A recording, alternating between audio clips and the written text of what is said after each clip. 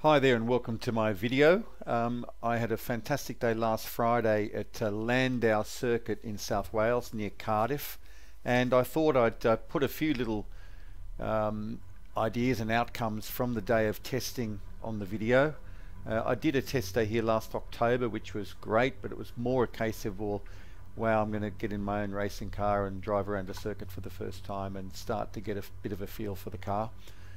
This one was a little bit more objective. I did a couple of things. I had to bolt some ballast into the bottom of the car. Our regs have a minimum weight with driver, and I was 20 kilos underweight because the chappie who built this car was a little bit bigger than me. So it meant that I could source some weights and bolt them to the floor on the passenger side, which is better than carrying an extra 20 kilos of fuel around. And the other thing I wanted to do, as you can see there mounted on the windscreen, I'm testing this new Race Chrono app, which gives you some live timing and lap time delta information and gives you some data and actual video that you can test later on. I haven't got the overlays working quite properly yet. I haven't been able to export them, but I thought I'd just run it without the overlays.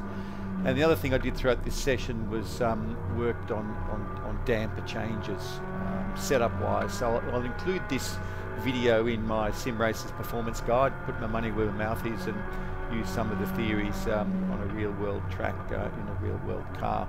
Llandow's a fun little circuit. It's only about 1.5 kilometers long, so just under a mile long. But it's got a slow slow technical section just after the start-finish line, the bus stop. And then a pretty fast corner onto what's called Hanger Straight, and then we've got a chicane, which you know, you can be pretty bold into the chicane, and then another fast corner onto the main runway straight. But there seems plenty to do.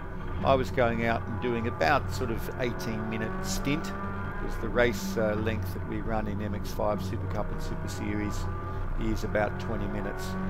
So this is my opening stint.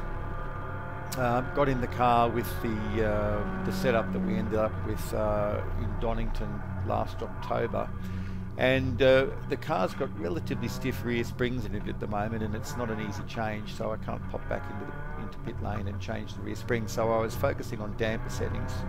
The anti-roll bars as well are also as stiff as possible at the front and as soft as possible at the rear, so I can't change the balance anymore to the rear with anti-roll bars.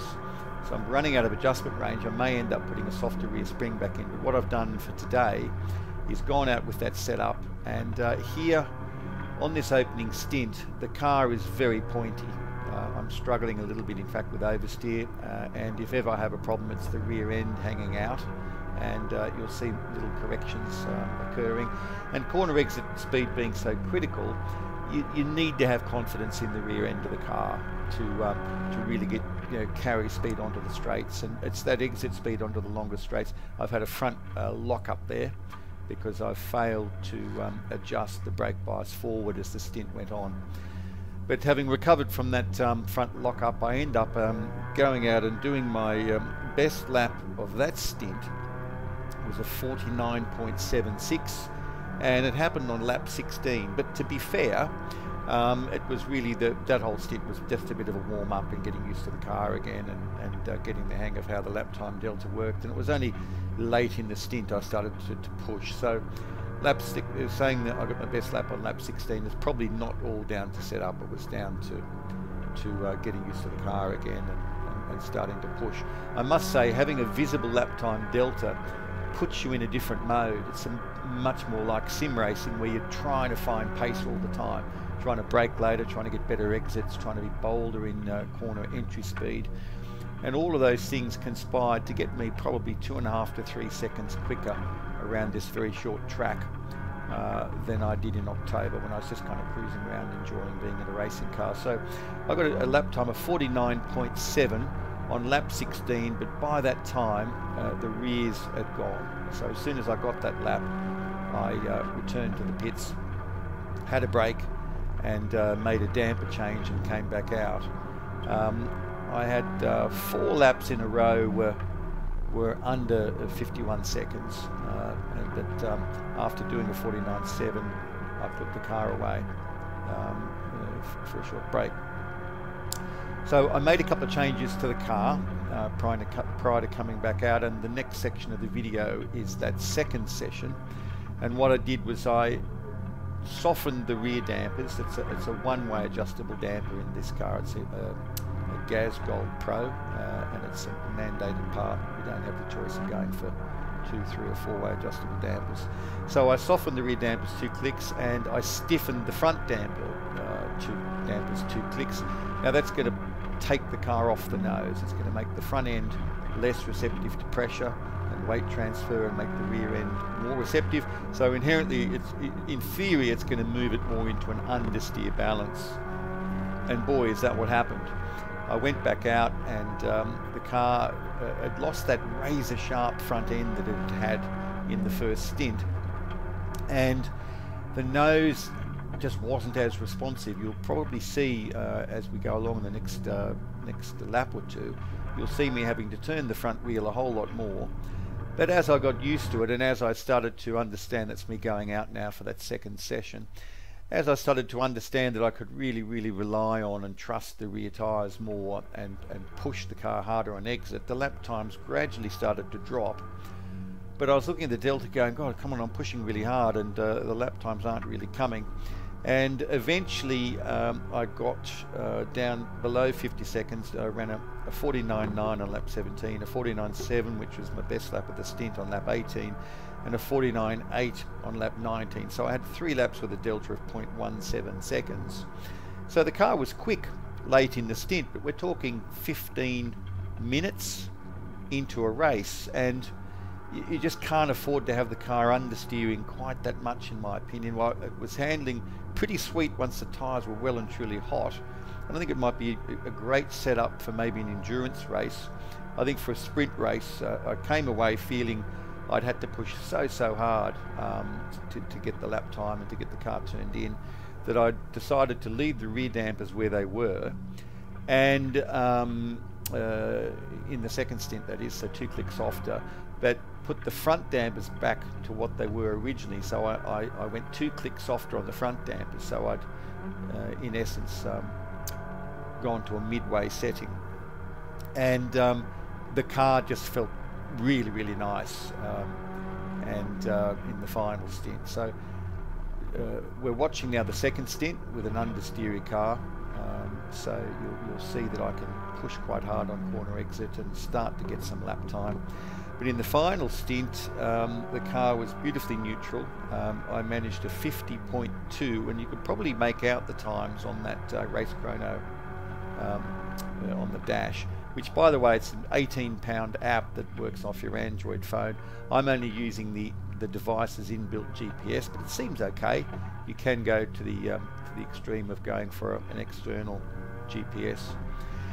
But around a 50.2 on lap 3, and from laps 3 to 19 we were under 50.5, and laps 8, 10, 12, 15, 18, 19 were all sub 50 seconds, and with the best lap time of 49.52, and with an optimum lap time available of 48.99. So the third setup iteration, the more neutral one, was the fastest. I had a front I could rely on, but the rears weren't overheating. If I did really push, and you'll see on the exit of the technical section onto the back straight, the hanger straight, on this setup there was never any sliding. If I could get the front turned in, the rear would follow. But on my final set, if I could get a slight slide but recover it very easily. And it just felt like when it did slide, it was more of a four-wheel drift, it was more neutral, and so we had quicker lap times earlier, we had a much tighter lap time delta.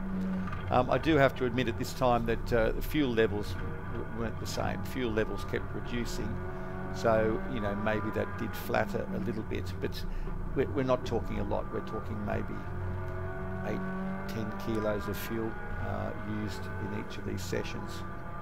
So the damper changes made a big difference, and it was really nice to see that those little adjustments, and it's just a case of climbing under the car and turning a knob on the damper, made a really significant difference to the car's behaviour and to the tyres performance over a stint. So I'm not saying that this exact setup will be ideal on every track I go to, but it's just nice to know how many clicks at which end are required to make a significant handling change. So I just thought that the people who are following the Sim Racers Performance Guide video support materials might find this interesting, to see me, putting my money where my mouth is and try some of these changes in a real car on a real track, and I had a ball doing it. Llandow Circuit, if you're living in the UK, it cost me £100 to come here for 3 hours of testing, or you can do, that's a half day, or you can do a whole day for £150.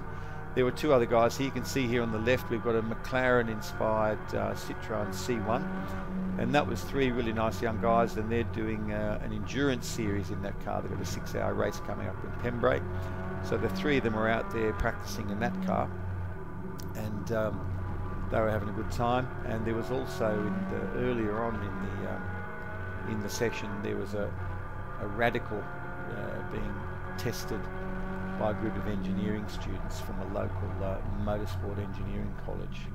So I had a great time at Llandow. I felt this time that I was pushing the car and I was getting near the limits more of the time. Did have to remember a few brake bias adjustments from time to time. And I'll correct myself, at some stages I did get a bit of sliding happening with this second stint, and it was more a case of getting that sort of entry understeer where I didn't get quite enough response on the front axle and through the tighter section, so I would end up having to sort of put in too much lock, and then when I did get response and put the throttle back down, I possibly still had a bit too much lock.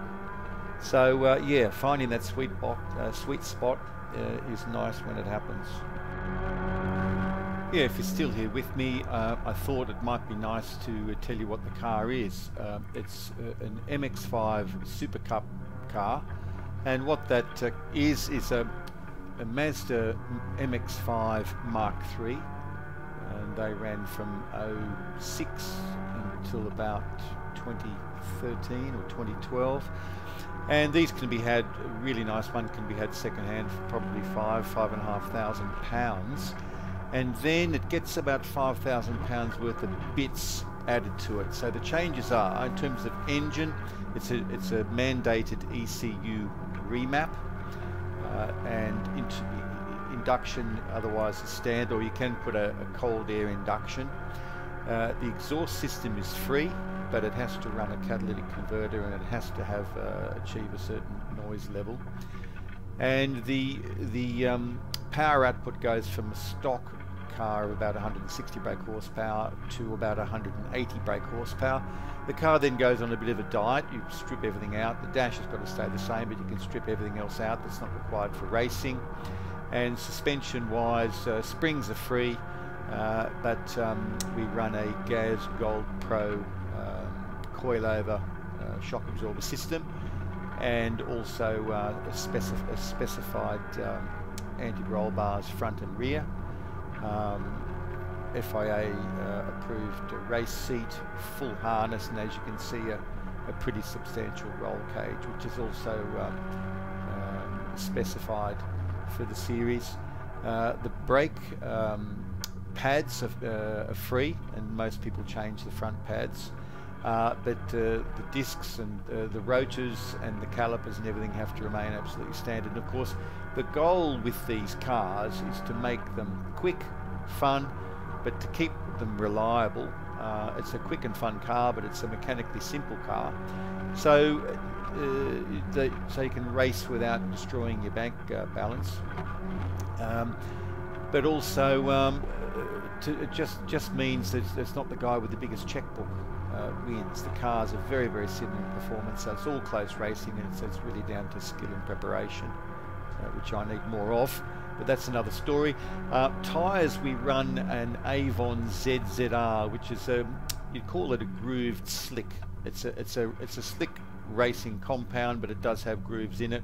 So we only have one tyre for wet weather or dry weather, but apparently brand new, they're much better in the wet than they are when they're worn. So that's the story with the car. Engine, suspension, and weight changes and safety equipment, and that is it. So you can go racing from about £10,000. And the other thing that I liked about these is they're an open top car. I did consider some other series like BMW Compact Cup, but in the end, sitting in an open sports car is just that little bit more exciting than being in a closed cockpit. So I thought I'd share that with you. Cheers. So with that, I'll just say thank you very much for your time and your interest. Hope you had fun. See you soon.